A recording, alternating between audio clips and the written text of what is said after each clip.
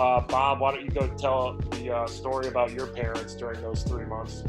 Oh yeah, my parents sat me down and had like a serious talk with me about like questioning if me and Mike were like a gay couple just because we were spending so much time together. Like she's A lot of time together. Like, so that's where we grew up. That's downriver in a nutshell. My mom had like best friends that were gay though. Like it wasn't anything like she was trying to like, I don't know. She was ahead of her time. She wanted to let you know it was okay. Yeah. She wasn't discouraging it. She was just letting little Bobby know that it was okay. It's okay, Bob.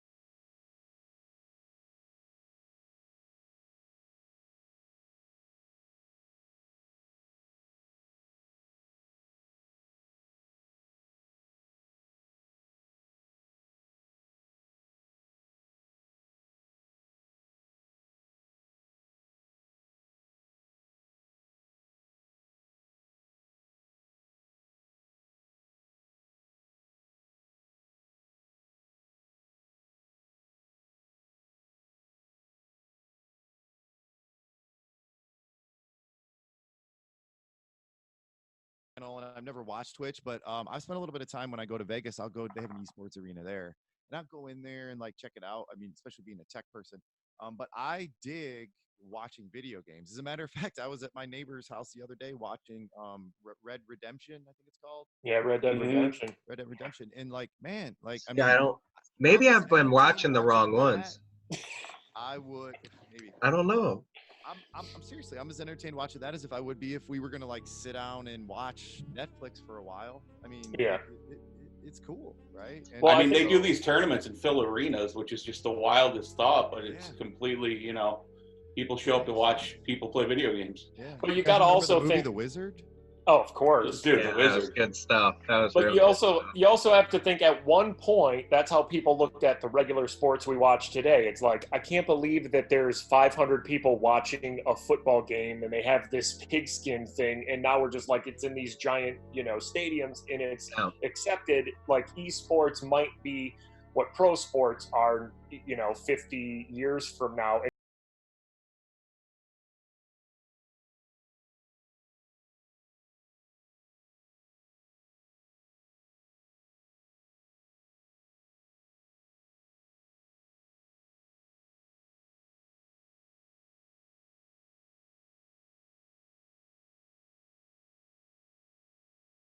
Getting out of college with $100,000 in debt and trying to flip it into a career overnight, like it's what am I gonna do? Am I work for free for a year? Like it's a little more daunting. Unfortunately, though, the reality is sure you jump into that job.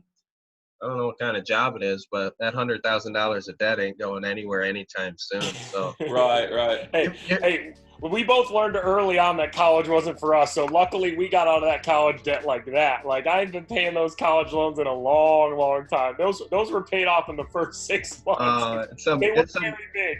It's a monthly kick in the dick, and we're at an age, right, where a lot of our buddies are like paying them off. And it just makes me feel like such a loser. I'm like, really? You at grad school though, man. You're paying them up, bro. They paid me to go to grad school. I didn't spend a dime on grad school. I left Michigan State with 40 grand in undergraduate debt. Okay. Nice. Pretty sweet. They told me they gave me a little envelope and said, over 30 years you're gonna have paid us $81,000. Thanks for coming. Disgusting. More than the house you would have picked out in 2003, by the way. Dude, when you graduate from college, you can't even fathom $81,000. Like, that's not even now, dude. Yeah, exactly. And literally by the $80,000 car, does that give you heart palpitations? For sure. Shit gets real fast. I'm like, do I get a diploma? They're like, nope, not yet. You'll get that eventually, but here's your bill. You were 17.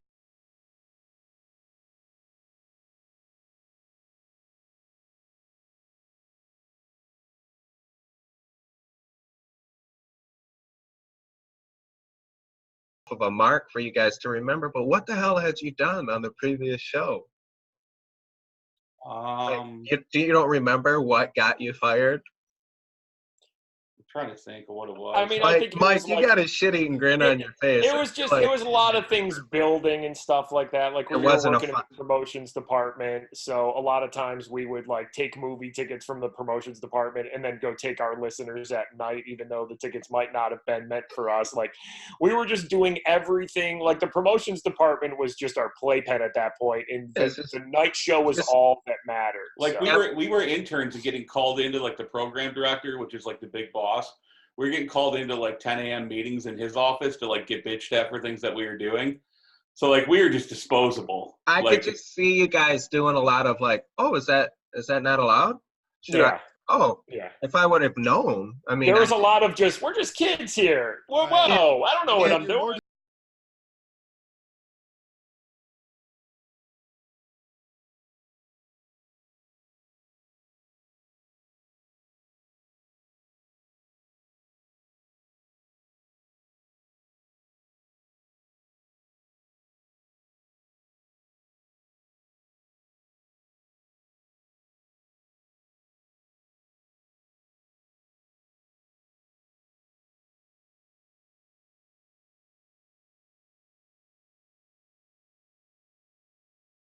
You happy. A lot of the things, like me and Bob got into radio and never really realized it was a career until somebody told us like we were lucky to have that job. And I think that's where a lot of YouTubers and other people, it's just like, well, you can't be a YouTuber or you can't be a gamer. And it's just like, no, you just keep doing the thing you love, and then all of a sudden one day somebody's paying you a little bit for it, and then the next day somebody's paying you a little bit more to do it, and the next thing you know, you're just like, I've been doing this thing I love for 10 years and I'm getting paid for it. Like all of a sudden it's a career, but it never really, it just started out as a passion. You know what I'm saying?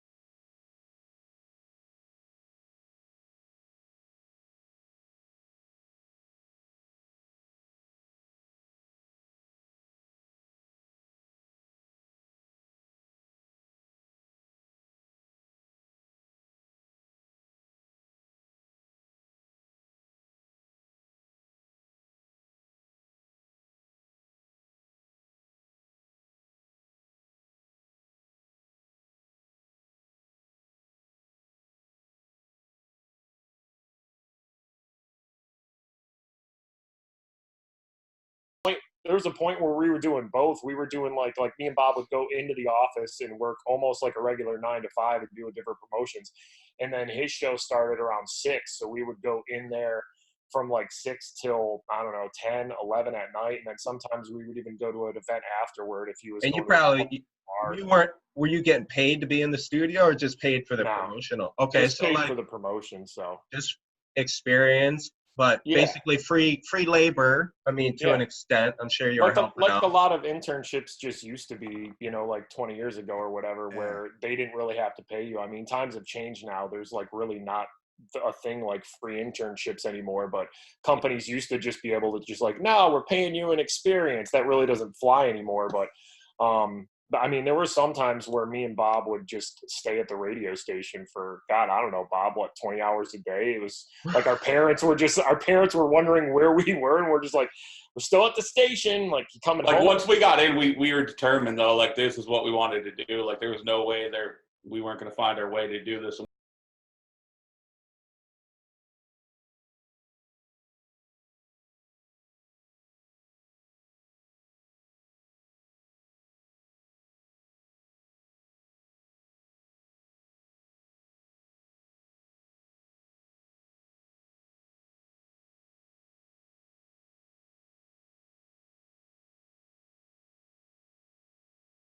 There's this period after Detroit where we both spent a lot of time at my house playing video games and talking and laughing with each other and stuff, and just waiting for our next move. Like there was a point where we sent a radio demo tape of just me and Bob to any Really? radio station in the United States. Like we sent one to the smallest cities in the continental United States. I mean, Mike, where you're at in Hawaii, they probably have a demo tape of us somewhere. Like Anchorage, Alaska got one. We were willing to work anywhere That would after let you on the radio.